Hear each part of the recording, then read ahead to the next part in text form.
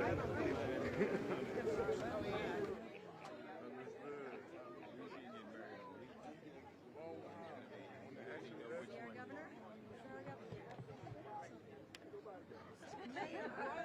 on. Picture.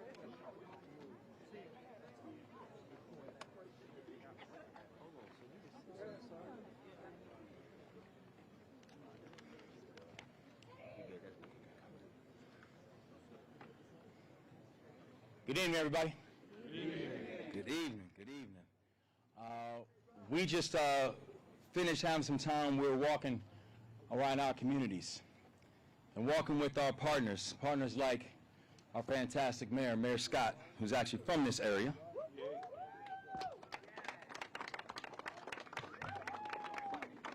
People like all the local elected officials, people like clergy, people like Safe Streets and Park Heights Renaissance. Yeah. And We Are Us. Yeah. And We Rise. Yeah. And community groups and community leaders of people who will fight for our neighborhoods and fight for our children and fight for our future. Yeah. We had a chance to listen to village elders talk about what's required and necessary. Listen to people who live in communities and who oftentimes find themselves living in communities where people were more focused on talking about them instead of talking with them. Had a chance to speak and walk around here with local law enforcement. Brave men and women who put on the uniform and who understand that they also are part of the communities too. And want to fight and advocate on our behalf here. But people who understand that the work of Baltimore is necessary for the success of the state of Maryland, and the work in the state of Maryland is necessary for the success of the United States of America. People who understand when you're talking about Baltimoreans, you're talking about Americans too. And we're going to fight for our communities. Not with our communities. We will fight for our communities and not with our communities. That we know how much work needs to happen, but this is a group that's ready to do the work and is ready to do the work together. I think about hearing stories from our mayor, who was telling me he grew up right around here. Right there. And talking about how when we approach this work, whether it's Senator Hayes and all others around us, when we approach this work and take it personally. That this is not a hustle. And this is not political games. This is about in a moment when people are looking to us and trying to say, do you understand the assignment? Do you understand what is required? And do you understand what it takes? And the answer is, all of us. It takes the members of the city council that we have here. It takes the members of the General Assembly that we have here. It takes the members of the community that we have here. It takes the members of law enforcement that we have here. It takes some of our partners from Washington, D.C., at least the ones from Washington, D.C., who want to actually spend time and help Baltimore instead of just talk about Baltimore. Because up here and all around here, you see the beautiful tapestry of our city and the beautiful tapestry of our state, and you see the realization of a pledge. A realization of a pledge that we would focus on meeting this moment. And we stand here together 2.5 years ago when our administration first came on board and we said that we were going to take an all-of-the-above approach to public safety, that you were never going to militarize your way into safe streets. Right. That we had to both make sure we were increasing accountability and also increasing opportunity. But both those two things had to go hand in hand, and that meant engaging everybody. It meant engaging our agencies and our public defenders. It meant engaging our elected officials and our nonprofits. It meant engaging our state agencies, and our prosecutors. It meant bringing everyone around the table. And that's exactly what we've worked to do. That in our time, we've been able to increase funding for the Maryland Coordination and Analysis Center and provided MCAC with over $58 million, a historic number since I have taken office and become the governor of the state. That we've been able to give historic funding to local law enforcement, including over $50 million to Baltimore City alone. But also, it means giving historic funding to our community groups and to the people on the ground and the people who are making sure that the ones who are closest to the challenges are also the ones who have the solutions. They're just hardly ever at the table.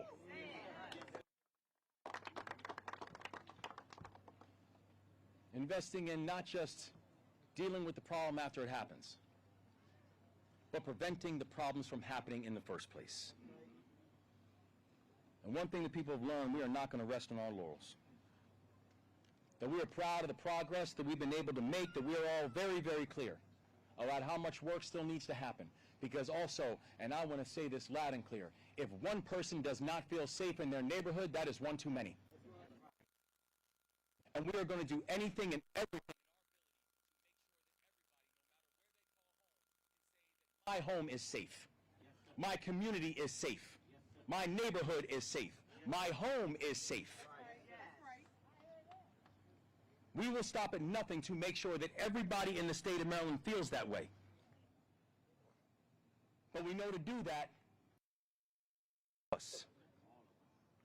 and it's going to take people who actually believe that Baltimore can and will always be the crown jewel of the state of Maryland.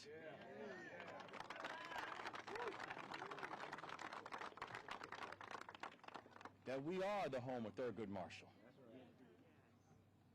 That we are the place where the Star-Spangled Banner was written. That the story and the legacy of Baltimore goes as far back as 1812 and the War of 1812, where in Fort McHenry, we told the British, not here. And that, frankly, is a message that we need right now, because here is what I know. We do not need an occupation. And we do not need people putting in performative and theatrical resources because they do not care about the actual results that they're trying to hope for. If you want to learn what works, come down. Come spend time. Come learn.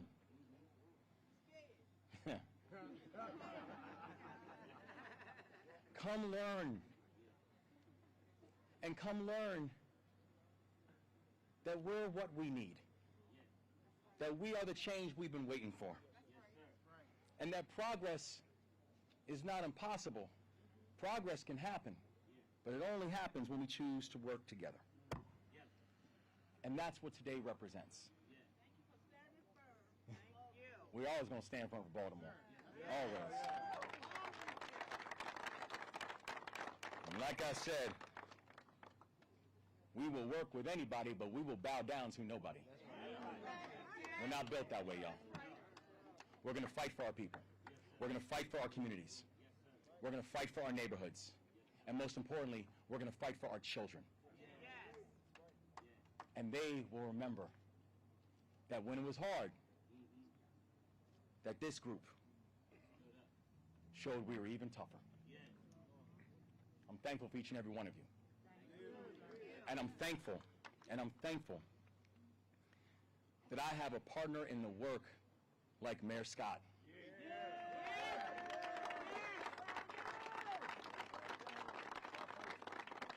I'm thankful that we have somebody who takes this work personally.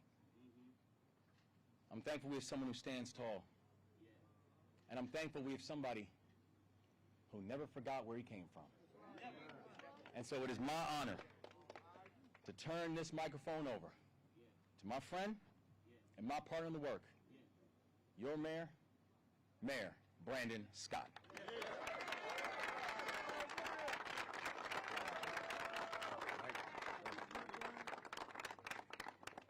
We all we got? We all we need. We all we got? Thank you, Mr. Governor, and to all of our state, local officials who are here with us. For y'all who have not been here before, welcome to Park Heights, the best neighborhood in Baltimore. Welcome, welcome. As the governor said, we know that gun violence is very personal to me, but we chose this particular location to drive home how important it was and why.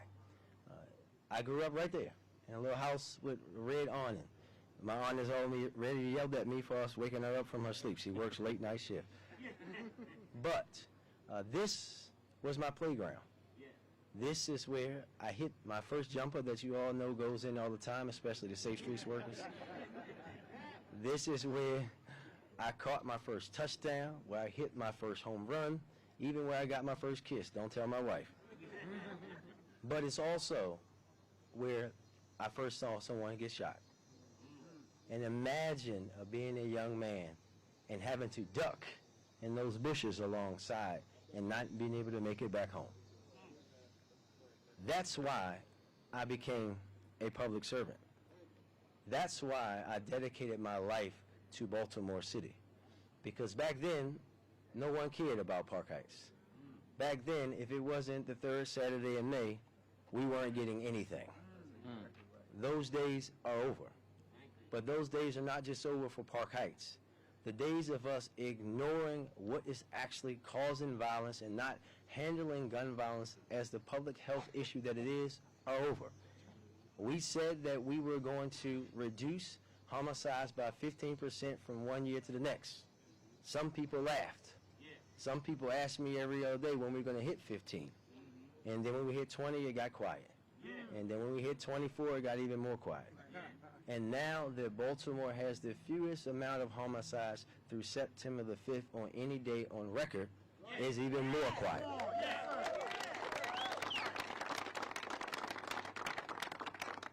But all of us know that the 7 homicides that we had last month, the lowest any August has ever seen, are 7 too many. Because one life is one too many. But we have to acknowledge that progress to understand where we need to go. When you think about everybody out here today, we truly are all we need. Whether you wear a uniform or an orange shirt or black We Are Us t-shirt or a Peace Team shirt, every single person out here, or you just got your Ravens or Orioles gear on with your Under Armours and New Balance, you are all we need. We don't need folks who don't understand Baltimore, who don't care about Baltimore, who don't know what Baltimoreans mean to each other to tell us what we are and who we are. Because we know that we are Charm City. We are the people in the greatest city in America. And we are so grateful to have the support of our state and our wonderful governor. Because we all remember those years when we act like we didn't really have a governor for 8 years. Right? And when you think about the governor restoring the partnership between the BPD and the Maryland State Police Department, allowing them to bring extra resources, we are showing that we can do this ourselves. None of us are celebrating and saying that we've solved gun violence. But what we are saying is that we, as a collective, have us in the best position that we have been in 50 years. And now we want to take it even further. We do not need an occupation. We do not need troops on our streets, but we do need folks who want to be at the table and recognize that people in Baltimore are humans, that our young people aren't born to be criminals, that they are a resource to invest in, not a problem to solve. But I want to also be very clear about the time that we're in. We're in the time where we need everybody to stand up, especially every leader. If you're a pastor, a community leader, an elected official, a leader in your school, this is not the time to hide, because you cannot hide from these people. Do not shrink. Stand up in the moment. So 100 years from now, when your great-great-great-grandchildren are thinking about what you did, they will know that you stood up to fascism, that you stood up to racism, that you stood up to folks who were trying to destroy a democracy to make it so that only a certain group of people have anything. That's what we're doing every day in Baltimore when we save lives. That's what we're doing every day in Baltimore when we show people the right way to deal with gun violence. So I'm so grateful to the governor and his team for their support, for restarting this partnership, but for their partnership each and every day. But most grateful for all the folks on the outside who are here but support us in Baltimore to make Baltimore the best Baltimore it can be. We all we got? We all we need. We all we got? We all we need. Thank you very much. And I think I am turning over now, Mr. Governor, I think to the police. Yep. To Police Commissioner Richard Worley.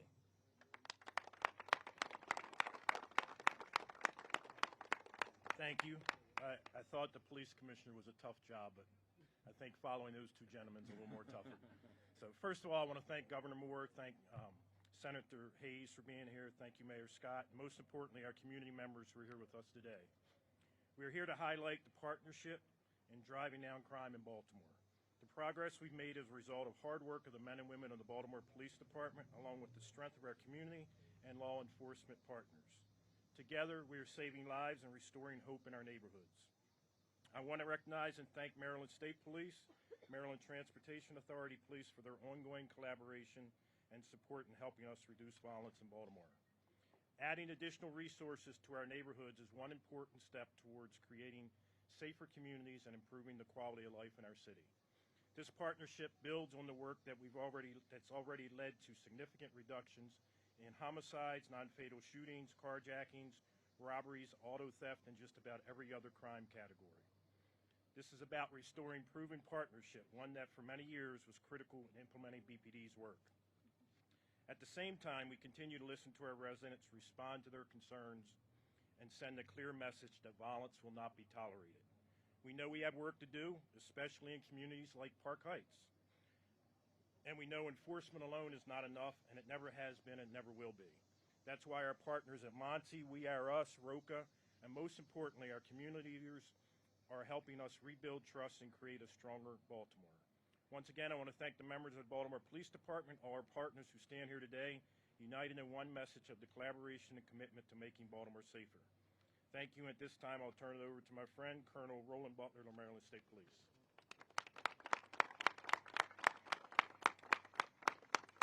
Thank you, Commissioner Worley, Mayor Scott, Governor Moore. Most importantly, thank all of you all for being here and being part of this occasion. The Maryland State Police is proud to work with its agencies, the Maryland Transportation Authority and the Baltimore City Police Department. It's more than the work that you see here. It's the work behind the scenes, from the officer on the foot beat to the administrative professional that shares information. You've heard some astounding numbers, but they're more than just numbers. How do you arrive there?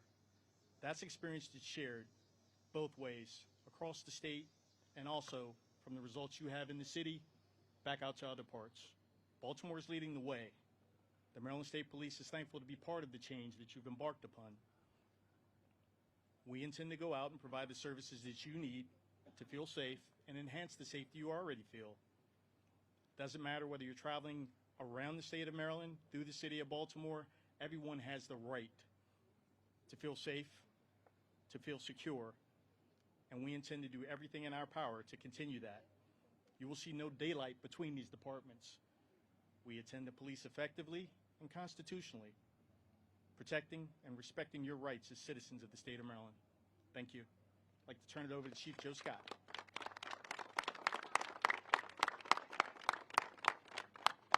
Thank you, Colonel Butler. As Colonel Butler said, I'm Chief Joseph Scott from the Maryland Transportation Authority Police.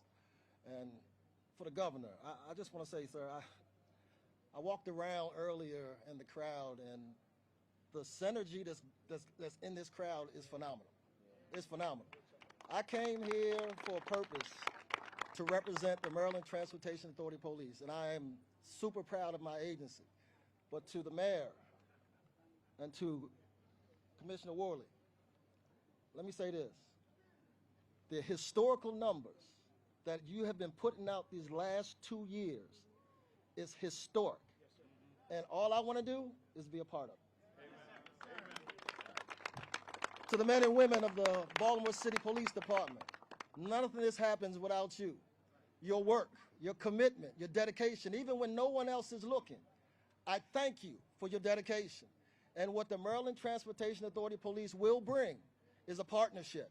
A partnership you saw last year when the Key Bridge went down. Those are the type of collaborations that we need today in order to get things done. And we have to work collectively. So what you see here is a collaboration. And for the citizens of Baltimore City, we're here with you. We're here with you. I might not be BPD, but I'm human. And the human element of me said, I am here for you. And because of that, understand, you're covered. Thank you. All right.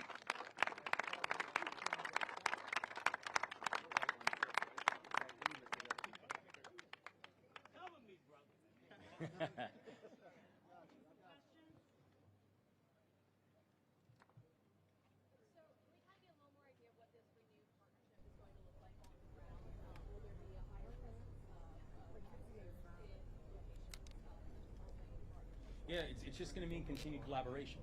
You know, one thing that we've seen from our intelligence sharing to also our cooperation between our local units, that we are watching a new day that is happening between the state of Maryland, the city of Baltimore, the state of Maryland, and other jurisdictions around. And I think when you're looking at the results that we've continued to see across the board, and everything from homicides, non-fatals, carjackings, auto thefts, etc., category after category, where we are literally looking at year-on-year drops of upwards of 25% in each of those categories. That does not happen by accident. It happens because we have these people who are coordinating and who are speaking and communicating.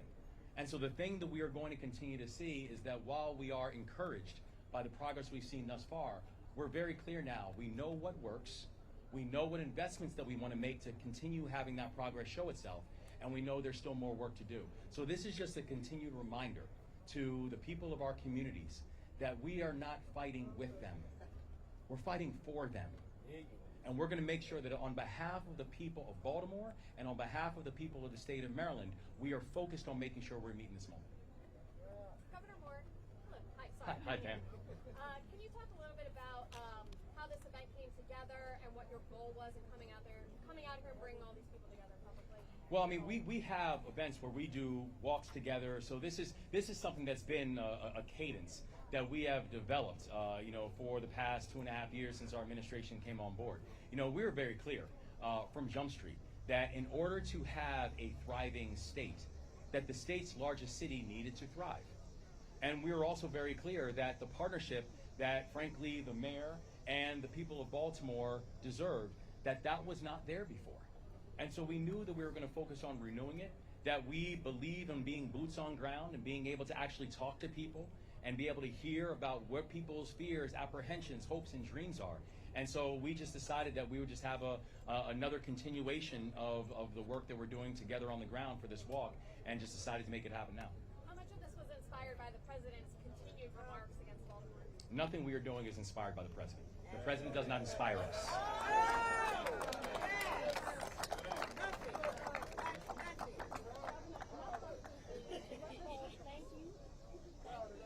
Thank you, Mayor Scott, for your response to what is happening and what was said about Baltimore. I'm a mental health practitioner here. I work here at St. Ambrose that when you started. And my question is, what is the state doing around mental health and funding mental health, not only in the public sector, but those of us who are entrepreneurs and private practice practitioners? Love that question. Thank you so much. So in case you don't hear the questions about mental health, and I'm a very big believer that mental health oftentimes is both the cause and mental health and challenge mental health is both the cause and the consequences of violence.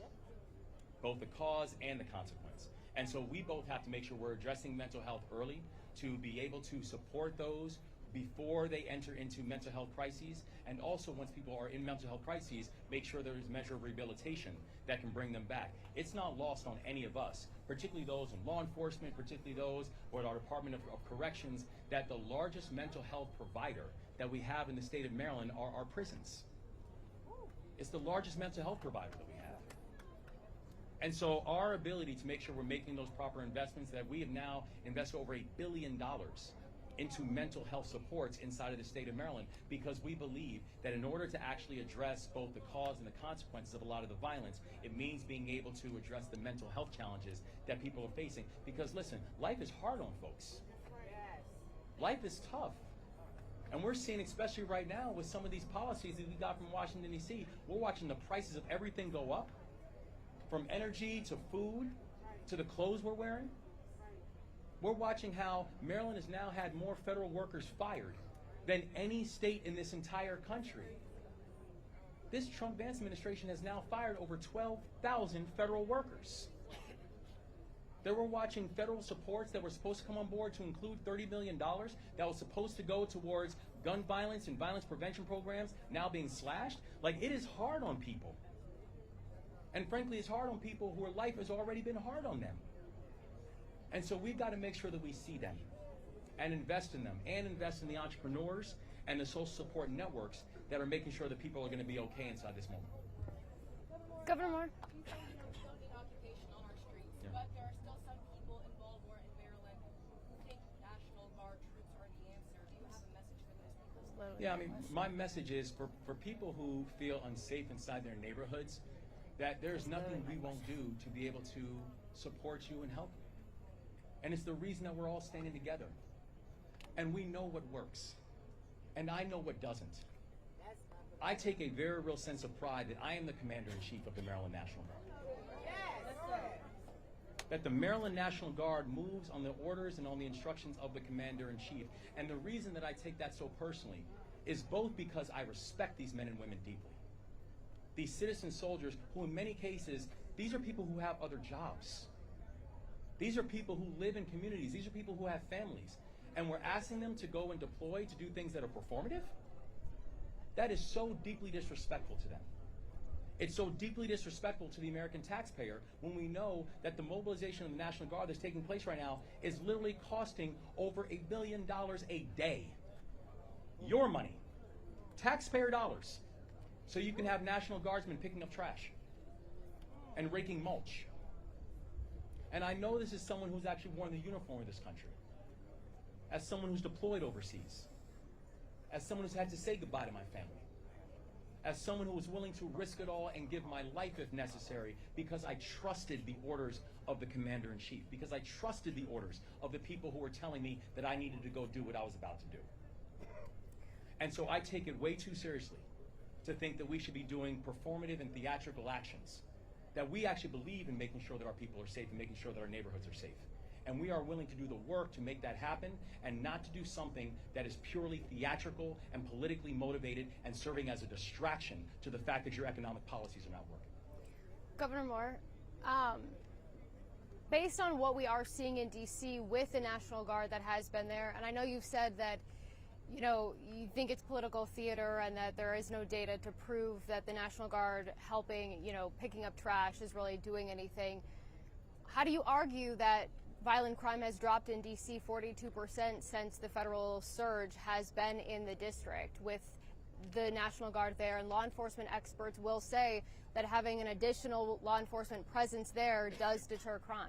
I would say having additional federal supports does matter. And I think both myself and the mayor have been very clear. We want more federal supports, but we want federal supports that actually work.